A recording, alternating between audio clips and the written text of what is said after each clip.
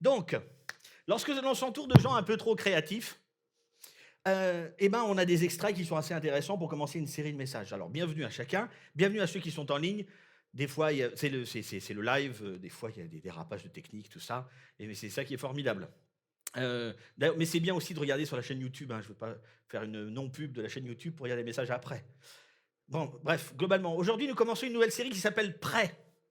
Et j'ai eu du mal à trouver un titre qui était vraiment percutant. En fait, c'est intéressant aussi le contexte de l'église de l'Abri, en fait. Il y a un petit peu des espèces d'hexagones là, orange, là. Ça a été dit tout à l'heure, pendant que Anne-Lo parlait, pour le début de notre célébration. On a parlé de cette conférence réactive qui aura lieu le week-end prochain. C'est quoi comme conférence? C'est juste une conférence où on va discuter avec plein de gens, différents responsables d'églises de France, pour parler un petit peu avec eux, pour essayer de se dire, est-ce qu'il ne faudrait pas être un peu plus prêt à écouter ceux qui sont autour de nous pour peut-être adapter l'église, la manière de parler, la manière d'amener les choses, pas le message, l'approche du message à notre contexte d'aujourd'hui. Et je trouvais que du coup, ça tombait bien aussi cette série prêt. Tout est ensemble, réactif, prêt. Bon, dans l'extrait que nous avons vu, globalement, qui était plus ou moins en longueur, hein, mais ça a marqué des vies, hein, ce film fabuleux, Karate Kid, je me rappelle. Et, mais globalement, pour être prêt, bah, il y a du boulot, quoi. Hein. Ah, c'est toute l'idée. Il avait du mal à être prêt, ce gars. Penser, tout ça.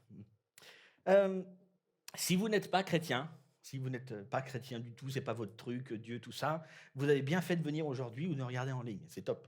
Parce qu'en fait, vous allez m'entendre, m'adresser un petit peu à ceux qui le sont, et vous allez pouvoir écouter un petit peu tout ça, et ça ne vous engage en rien, c'est ce qui est super, il n'y a pas forcément une application pour vous pratique. Mais vous avez raison d'être là, hein, parce qu'on souhaite avoir des invités comme vous parmi nous. Mais voilà, ça vous permet d'écouter un petit peu ce qu'on dit. Euh, Par contre, vous qui êtes chrétien, donc ça va être intéressant, évidemment. En fait, je vais parler pas mal de situations qui nous arrivent parfois lorsque nous sommes chrétiens. En fait, on nous dit parfois des choses et ça nous met un peu dans une situation un peu désagréable. Globalement, des fois, on nous dit une phrase, on nous balance une phrase à propos de notre foi et ça nous gêne plus ou moins. Souvent, ça nous gêne, mais souvent, on n'a pas vraiment de quoi répondre. On ne sait pas trop quoi dire après une telle phrase. Et alors, je ne parle pas du moment où vous avez un ami ou quelqu'un qui vous demande explique-moi un petit peu, on s'assoit, on discute, vous voyez, un petit peu une explication de la foi, de ce que je crois, etc. Mais je parle plutôt vous savez, ces espèces de phrases de toute façon, toi, tu ne seras pas là dimanche, tu vas à l'église. Hein. Ah, excuse-moi d'avoir utilisé ce mot-là, parce que je sais que tu es chrétien. Pardon, toi, tu es religieux, hein, tu es croyant. Vous savez, un petit peu ces phrases, un petit peu. Elles sont souvent assez courtes.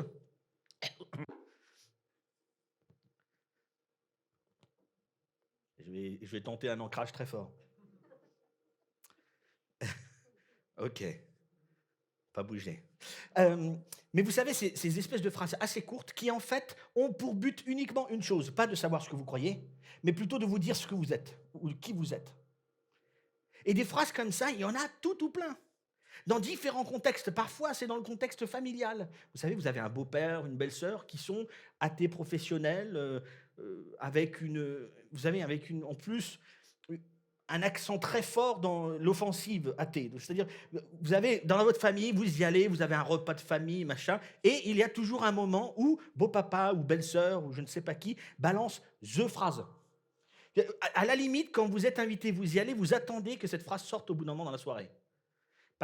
Parfois, c'est des sujets politiques, mais il y a aussi ces phrases-là par rapport à la foi. Et vous arrivez, vous asseyez, et là, au bout d'un moment, dans la soirée, ça sort. Boum. Ce type de phrase-là, c'est extrêmement énervant. Et parfois, on se dit, j'aimerais juste avoir une phrase qui explique juste, en une fois, ce que je crois et... Hein? Laisse-moi tranquille. C'est presque ça. Dans cette position-là, on a besoin parfois juste d'être un minimum prêt. Donc ça veut dire qu'il faut se préparer un minimum ou réfléchir un minimum sur ce que je pourrais dire à ce moment-là.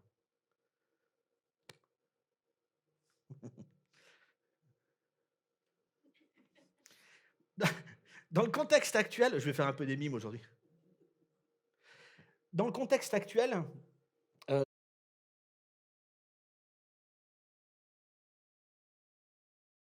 il y a un souci majeur.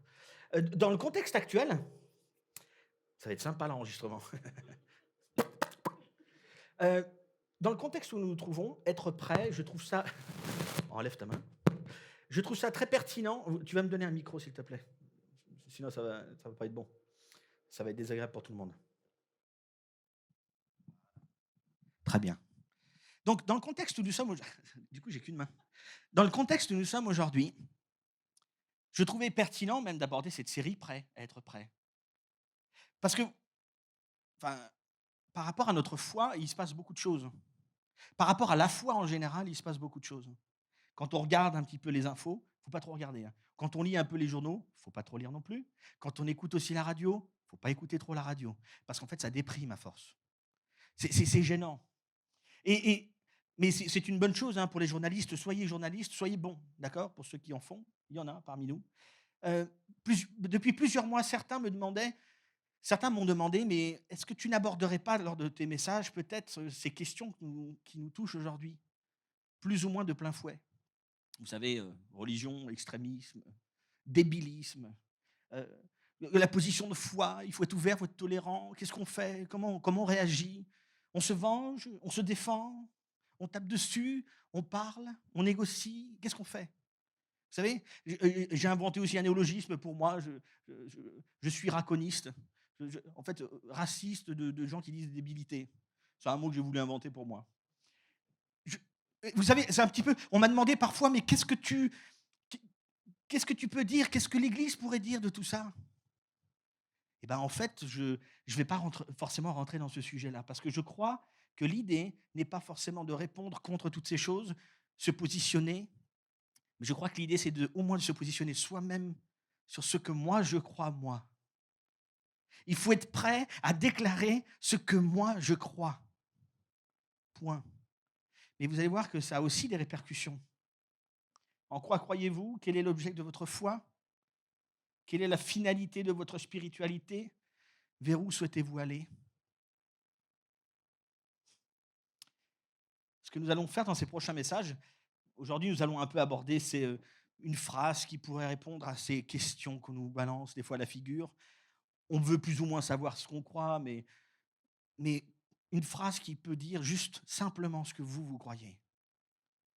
Et quand je parle de chrétien, je le répète souvent et je vais encore le répéter. Je ne parle pas juste d'une étiquette, d'une catégorie, faisant partie d'une institution religieuse. Je parle de vrais chrétiens. Qu'on peut trouver un peu partout, en fait. Autant chez les protestants que chez les catholiques ou ailleurs. On trouve aussi des chrétiens parmi eux. Des gens qui croient vraiment en Dieu. Des gens qui croient vraiment que Jésus-Christ est Dieu fait homme et il est venu ici-bas. Et on souhaite le suivre. Ça, c'est le vrai chrétien. Alors je sais qu'en disant des choses comme ça, je ne me fais pas toujours des amis, mais je ne suis pas forcément là pour ça non plus. Hem, cette série donc est à propos de ce que je vais dire et le prochain message sera à propos une question à propos de la Bible et le message d'après, ce sera à propos de la souffrance. Lorsque ceci nous saute à la figure, est-ce qu'on est prêt à dire quelque chose? On ne répondra pas à la souffrance. Il y a beaucoup de livres qui en parlent. Je ne suis pas assez capable pour résoudre tout ça, mais on pourra on abordera ce thème ensemble. Aujourd'hui, j'aimerais voir un texte, qui a été écrit par l'apôtre Pierre. Pierre, donc un apôtre, quelqu'un qui a suivi Jésus-Christ. Pour les catholiques, c'est Saint Pierre, pour nous, c'est juste Pierre. Heu, Pierre était quelqu'un et il avait un petit business autour de la pêche. C'était un pêcheur. Mais il avait son propre business parce qu'il avait un bateau, il travaillait avec son frère, certainement une entreprise familiale. Papa, maman, peut-être grand-père aussi était pêcheur, je ne sais pas. En tout cas, il avait un petit business de la pêche. Et un jour, il rencontre Jésus, Jésus-Christ, fils de Joseph, de Marie, qui vient de Nazareth. Il arrive, il rencontre Pierre et dans une discussion, etc., Jésus demande à Pierre: «Suis-moi, viens avec moi». Et alors Pierre dit: «J'emmène aussi mon frère». Hein, on y vient tous les 2 dans cette aventure. J'imagine qu'ils ont parlé à papa, maman, j'imagine qu'ils leur ont expliqué: «On va vous laisser le business entre les mains, il y a assez de poissons, on a tout le matériel, ça devrait aller, vous connaissez le métier». Ils partent Et ce Pierre, cet apôtre Pierre, suit Jésus pendant quelque temps. Le- Son niveau de foi était grand, parce qu'il vivait avec Jésus tout le temps. Mais il y a eu un moment où sa foi est passée de très présente à quasiment zéro. Il y a un moment où son Messie, son Seigneur, Jésus-Christ, est mort. Et là, la foi de l'apôtre Pierre est tombée considérablement. Il en a renié Jésus. 3 jours plus tard, il prend un petit déj avec Jésus-Christ qui est ressuscité. Oh, absolument fou. Ça, c'est l'apôtre Pierre. En fait, il a écrit 2 livres. Ces 2 livres-là, ceux qui ont écrit des fois les noms, des livres n'étaient pas toujours des créatifs, autant que les gens qui travaillent ici. Donc ils ont appelé 1 Pierre et 2 Pierre. C'est pas mal, mais au moins on sait qu'il y en a au moins 2. L'essentiel, c'est pas forcément le titre, mais c'est ce qui est écrit dedans. Dans le texte que nous allons voir, c'est dans 1 Pierre, dans le premier livre de Pierre. Et dans ce moment-là, on va aller dans le chapitre 3. Le contexte, Pierre est en train de s'adresser à ceux qui croient, aux chrétiens, donc voilà, les chrétiens. Il s'adresse à eux en leur disant qu'ils doivent surveiller leur comportement et qu'ils fassent le maximum de bien, sans essayer de se venger, mais de faire confiance à Dieu qui s'occupe du reste. Faites le bien, je m'occupe de ceux qui font le mal. Mais parfois, c'est compliqué parce qu'on ne voit pas toujours les résultats de tout ça. Donc, on est dans une position difficile. Est-ce qu'on est prêt à être là, vraiment? J'aimerais qu'on aille dans le chapitre 3 de 1 Pierre, verset 13. D'ailleurs, qui vous fera du mal si vous vous appliquez avec zèle à faire ce qui est bien? Et même s'il vous arrivait de souffrir parce que vous faites ce qui est juste, vous seriez heureux. Ne craignez pas les hommes, ne vous laissez pas troubler. Le contexte là est un contexte très dur. À l'époque, c'était pas facile de dire que tu croyais en Jésus-Christ. Il était très compliqué de dire que tu croyais en un seul Dieu. Parce que autour de toi, tu avais un tas de gens qui croyaient dans plein de dieux. Quand tu affirmais, quand tu affirmais qu'il n'y avait qu'un seul Dieu unique, tu étais en train de dire qu'il n'y avait pas d'autre vrai Dieu. C'était compliqué. C'était un contexte très difficile.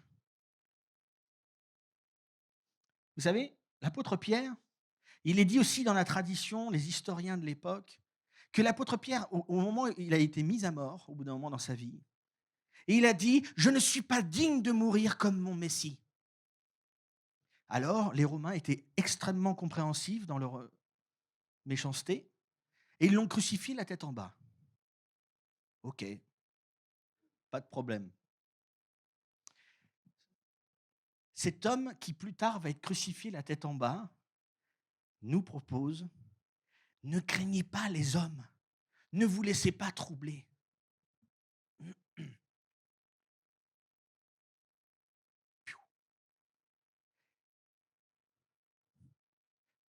Verset 15. Reconnaissez dans votre cœur le Seigneur, c'est-à-dire le Christ, comme le Saint. Reconnaissez dans votre cœur le Seigneur. Repositionnez les choses, d'accord?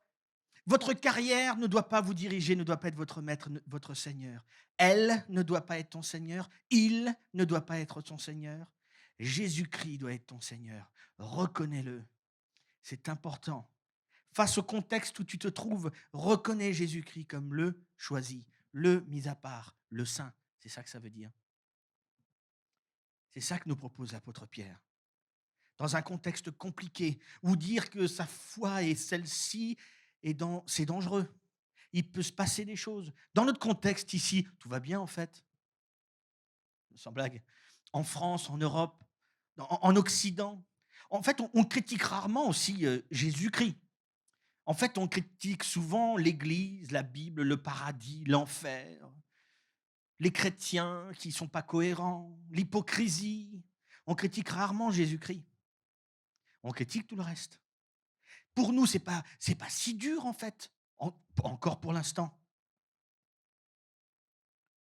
Même s'il y a des décisions parfois qui nous troublent, c'est compliqué de se positionner, de dire ce que l'on croit. Mais c'est assez simple pour nous. Mais quand la vie est en jeu, il y a plein d'endroits. Vous savez qu'aujourd'hui, la persécution de ceux qui sont chrétiens est plus grande que ce que vous n'avez jamais eu dans votre vie. Il n'y a jamais eu dans votre vie, quelque part dans le monde et dans les années qui ont précédé, il n'y a jamais eu autant de gens qui ont été massacrés pour ce qu'ils croyaient. Jamais. Et là, on était déjà dans un contexte comme ça. Et dans ce contexte-là, il disait déjà, ne craignez pas les hommes et tout ça. Reconnaissez maintenant votre Seigneur. C'est lui, c'est ça que vous devez faire. Si l'on vous demande de justifier votre espérance, si l'on vous demande de justifier votre espérance, soyez toujours prêts à la défendre. Si l'on vous demande de justifier votre espérance, soyez toujours prêts à la défendre. Vous savez, pour comprendre cette phrase-là, il faut comprendre ce qu'il ne dit pas. Il ne dit pas, soyez toujours prêts à expliquer la vision chrétienne du monde avec conviction. Il ne dit pas, il faut justifier l'arche de Noé, il faut justifier absolument les 6 jours de la création, il faut justifier absolument tous les détails de tout. Il ne dit pas ça.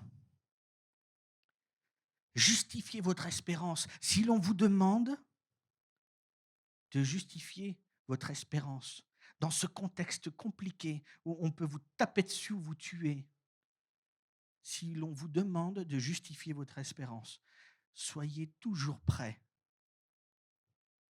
à la défendre.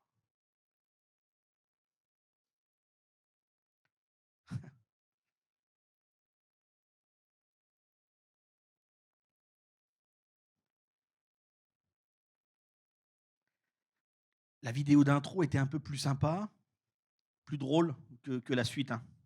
Mais on ne peut pas ne pas aborder ça. C'est aussi notre contexte aujourd'hui. Vous savez, quand on a demandé à Pierre, justifie ton espérance, toi, vous savez ce qu'il a dû dire? Vous savez ce qu'il a répondu, Pierre? Il a répondu, le verset suivant, au chapitre 1. Dans son grand amour, il parle de Dieu, de Christ, il nous a fait naître à une vie nouvelle, grâce à la résurrection de Jésus-Christ d'entre les morts, pour nous donner une espérance vivante. Vous savez, si vous demandiez à Pierre, OK, vas-y, résume-nous là, justifie ton espérance, sois prêt à la défendre. Vas-y, envoie. Pourquoi? Qu'est-ce que tu crois? La résurrection. Mon Seigneur a prédit sa mort et sa résurrection. J'y ai même plus cru moi-même. Mais 3 jours plus tard, on était ensemble autour d'un repas. La seule chose que Pierre devait transmettre de toute son espérance, c'était cette résurrection. Revenir à la vie. Mais ne me demandez pas des arguments, là, une explication, je vais avoir du mal. Vraiment. Mais Pierre, l'apôtre, il était témoin. Il l'a vu mourir, il l'a renié. 3 jours plus tard, il le revoit. Vous savez?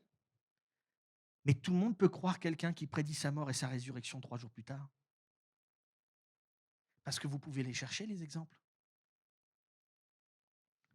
L'apôtre Pierre, si vous lui demandiez, résume-nous ça en une phrase, résurrection, un peu plus loin dans le chapitre 1, il répète encore, par lui, vous croyez en Dieu, qu'il a ressuscité des morts et lui a donné la gloire. Ainsi, votre foi et votre espérance sont tournées vers Dieu. Notre espérance. Vous savez, c'est le titre, il n'est pas drôle. Désespérants. Nous sommes désespérants. En fait, on ne devrait jamais dire que nous sommes des croyants. C'est ridicule. On devrait juste spécifier la chose. Nous sommes des espérants. Nous avons une espérance, on espère. Parce que être croyant, ça ne veut rien dire. On peut être croyant qu'il n'y a aucun Dieu qui existe. Je le crois. Je suis croyant. Ça va? C'est une réflexion comme ça que je me suis faite comme ça. Être croyant n'est pas suffisant. Je suis un espérant. Si nous sommes des vrais chrétiens, nous sommes des espérants. C'est c'est nul comme jeu de mots, mais j'aime. Désolé, hein. Pierre, pourquoi tu as tant d'espérance? Revenons au chapitre 3, verset 15. Je lis juste la fin. Ouais, merci. Si l'on vous demande de justifier votre espérance, soyez toujours prêts à la défendre avec humilité et respect. Et veillez à garder votre conscience pure avec humilité et respect. Vous savez que là, on tape dans le point le plus négatif de l'histoire du christianisme. Parce qu'il y a quelques centaines d'années, lorsque le christianisme était majoritaire, il l'est parfois dans certains endroits, on a commencé à avoir une communication très autoritaire.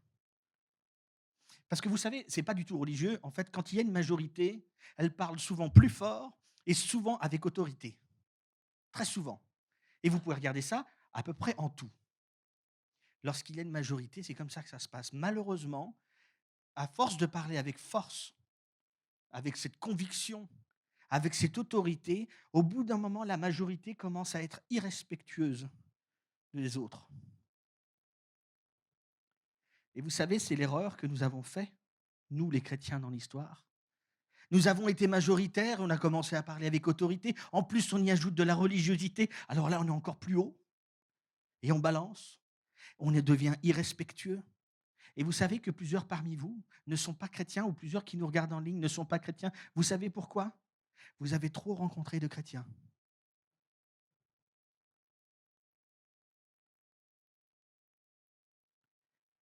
Mais c'est terrible. C'est terrible. Vous savez, vous rencontrez ces gens qui vous racontent leur histoire, leur frustration, etc. Et vous...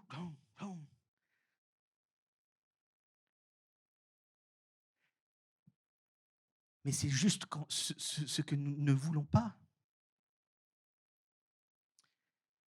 C'est intéressant aussi de constater que justifier de son espérance, défendre son espérance, passe par, avec humilité et respect, et veiller à garder votre conscience pure.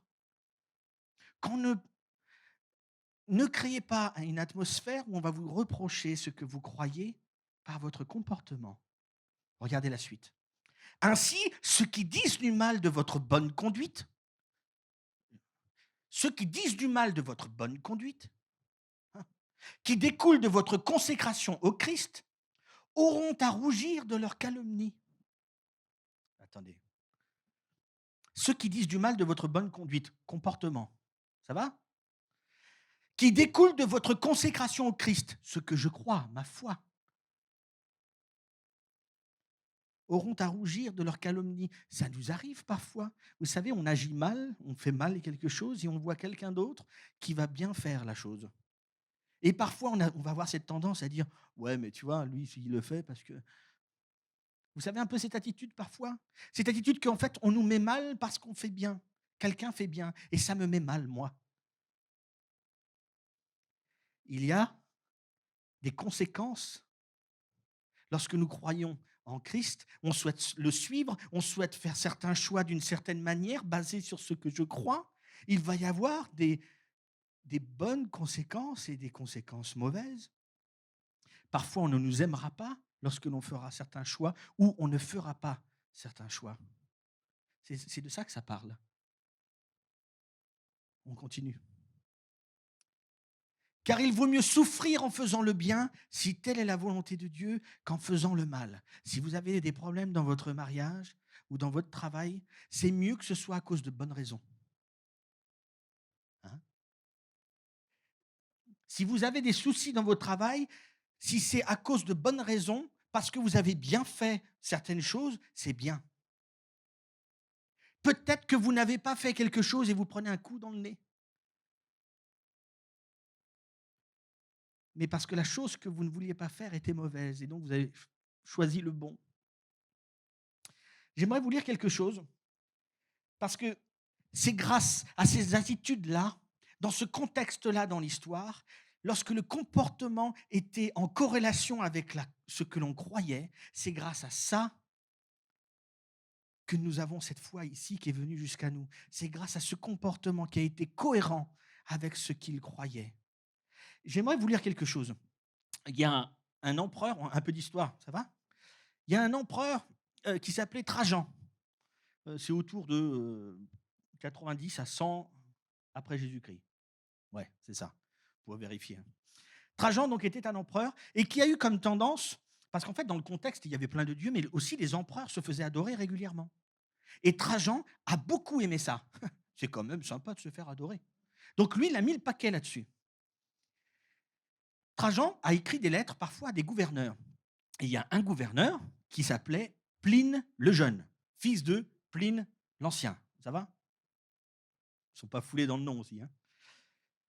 Pline le Jeune et Trajan ont échangé du courrier qu'on a retrouvé. 123 lettres. 123 lettres qu'ils se sont envoyées. Alors des fois, ce n'était pas Trajan qui répondait, parfois c'était lui, parce qu'en fait, il aimait beaucoup Pline le Jeune. Donc parfois, c'était ces gars autour de lui, voilà, les sbires autour de Trajan. Globalement, ils se sont écrits. Et il y a une lettre particulière qui a beaucoup parlé d'un sujet à propos des chrétiens à l'époque. On est en 90-100 après Jésus-Christ. Et cette lettre, la numéro 97, hein, pour ceux qui ont envie de noter des trucs hyper précis, lettre 97 sur la 123e. Okay, bref. Cette lettre à propos des chrétiens, Pline écrit à Trajan en expliquant le contexte. Il faut savoir que dans le contexte, il y avait beaucoup de chrétiens qui se faisaient torturer. Donc, ils expliquent tout ça dans les lettres. Mais là, Pline le Jeune va dire ceci. Il parle des chrétiens. Le cœur de leur erreur était de se rencontrer au lever du jour afin de chanter ensemble dans les maisons. Puis, ils parlent de Jésus-Christ comme de leur Dieu.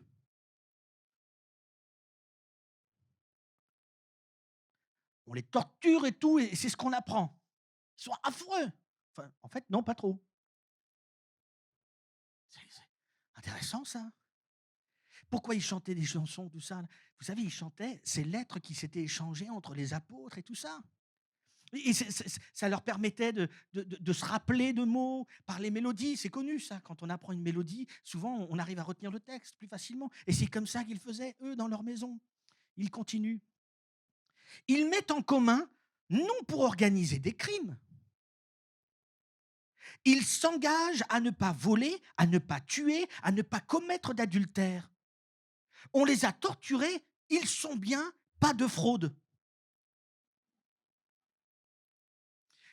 En fait, il est en train de dire, généralement, quand un groupe se réunit, c'est pour organiser un soulèvement du peuple, pour organiser un vol, pour organiser des crimes. Mais là, ils se réunissent pour faire l'inverse, pour se motiver mutuellement. Tu ne dois pas voler, je sais que c'est tentant, ne faut pas faire. D'accord, ne faut pas faire. C'est pas bien.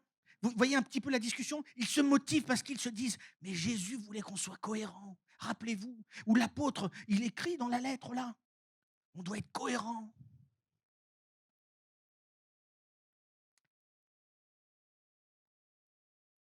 Lorsque cela était terminé, Pline le Jeune continue leur rencontre là. Ils se réunissaient de nouveau pour manger ensemble, mais de la nourriture légale. Vous allez voir pourquoi nourriture légale est important. Il y avait des rumeurs sur les chrétiens, qu'ils étaient cannibales, qu'ils mangeaient des bébés, ils buvaient leur sang et mangeaient de leur chair. Vous savez d'où ça vient? La semaine dernière, ici, on a eu un moment et on a pris ce qu'on appelle la scène, le repas du Seigneur, etc. Où Jésus avait dit, faites ceci en mémoire de moi. C'est un symbole, partagez le pain comme mon corps, partagez le vin comme mon sang, qui va vous rappeler ce que j'ai vécu. Je suis mort, mon corps a été rompu, mon sang a coulé pour vous. Rappelez-vous, revivez ce moment autour du repas. La rumeur, c'est ils se mangent, les cannibales. Mais non, Pline le gouverneur, et c'est affreux, c'est en torturant des chrétiens, il a appris tout ça. C'est affreux quand même. Mais il a appris quoi? Mais non, c'est pas vrai. C'est de la vraie nourriture. Qu'est-ce qu'on peut leur reprocher? C'est pour cela que nous sommes ici aujourd'hui. C'est grâce à ce que eux croyaient et grâce à leur manière de vivre. Versets 17 et verset 18 du chapitre 3. J'ai déjà lu le 17? Peut-être. Non, voilà. Car il vaut... Ah si, j'avais déjà lu. Car il vaut mieux souffrir en faisant le bien, si telle est la volonté de Dieu, qu'en faisant le mal. Le Christ lui-même a souffert la mort pour les péchés, une fois pour toutes, lui l'innocent. Il est mort pour des coupables, afin de vous conduire à Dieu. Ce ne sera pas toujours facile pour vous, chers amis, dit l'apôtre Pierre. Comme pour Jésus lui-même, ça n'a pas été facile. Il en est mort. Quelque part, il ne le dit pas comme ça, mais plusieurs parmi vous vont aussi mourir en défendant la justification de cette espérance que vous avez et que vous vivez. Je ne sais plus s'il y a un autre verset. Rien. Il a été mis à mort dans son corps, mais il a été ramené à la vie par l'Esprit. Résurrection. Chrétiens, vous devez être prêts à justifier de votre espérance. Vous devez être prêts à vous défendre. Soyez toujours prêts. Moi, j'aimerais vous proposer une phrase, vous savez, une phrase toute simple qui dit en fait globalement ce que vous croyez. La bonne conduite est forcément l'aboutissement de la défense de votre espérance. Vous avez une espérance, mais si elle ne se voit pas par votre comportement, votre bonne conduite, c'est comme s'il n'y en avait pas. C'est dingue, hein? L'apologétique, la science de la défense de la foi, c'est une bonne chose. Mais si ça ne passe pas par une cohérence dans mes actes, vous savez, ce qui ne nous est pas demandé, c'est d'essayer de défendre de tout.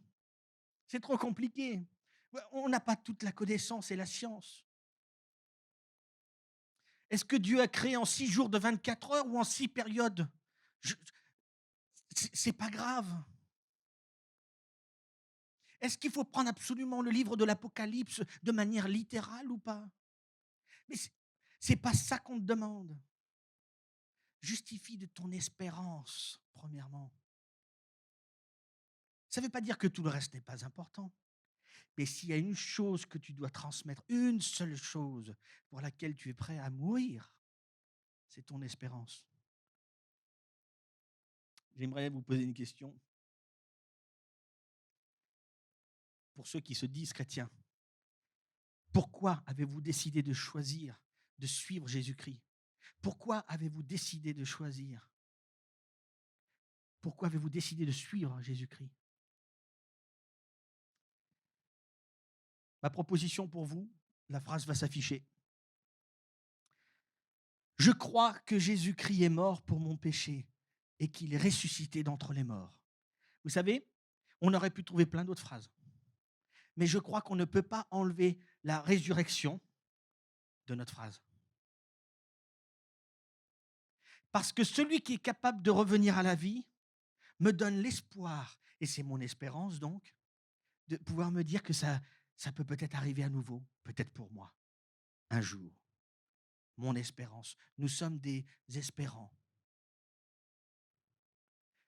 La phrase que moi je vous laisse, la seule chose qu'on devrait juste dire, c'est « Je crois que Jésus est mort pour mon péché et il est ressuscité d'entre les morts ». Et je la complète avec ça. Et je n'y crois pas juste parce que la Bible le dit. C'est bien plus que cela. Je crois que Jésus-Christ est mort et ressuscité, est mort pour mon péché et qu'il est ressuscité d'entre les morts. Je n'y crois pas juste parce que la Bible le dit. C'est bien plus que cela. Alors, cette phrase-là, je pourrais vous la faire répéter à vous tous, on la dirait en même temps, machin, mais certains après vont me dire: «Ah ça y est, si je lis la phrase, ça y est, je suis dedans, je suis foutu». Donc non, on va pas le faire. Vous pouvez la faire pour vous si vous voulez. Je vous laisse 5 secondes. Vous pouvez la lire pour vous dans votre tête. Ça va? Ça vous engage en rien, c'est cool. Je vous laisse 5 secondes.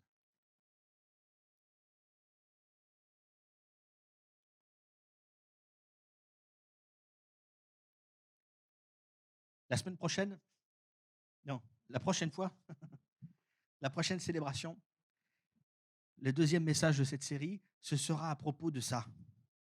C'est bien plus que cela.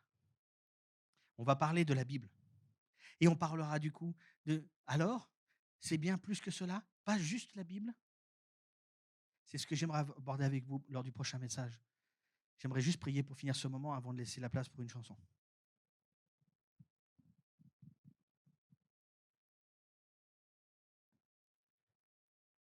Seigneur mon Dieu, merci pour ce moment que nous avons pu passer. Merci pour cette super musique, pour ces voix. Merci pour ce temps. Merci pour ces paroles qui parfois m'interpellent, parfois me gênent, parfois m'enseignent, me corrigent peut-être aussi. Seigneur mon Dieu, merci pour cette Bible et ces textes que tu as inspirés, tu as inspiré les auteurs d'écrire. Merci pour ce qu'elle nous enseigne, ce qu'elle nous apporte. Merci pour tout ce qui est bon sens, mais aussi ce qui apporte à ma foi. Mon Dieu, je te demande de m'aider à toujours à être prêt à défendre mon espérance. Si l'on me demande de justifier mon espérance, que je sois toujours prêt à la défendre. Merci mon Dieu, parce que je crois que Jésus-Christ est mort pour mon péché et qu'il est ressuscité d'entre les morts. Je n'y crois pas seulement parce que la Bible le dit, c'est bien plus. Amen.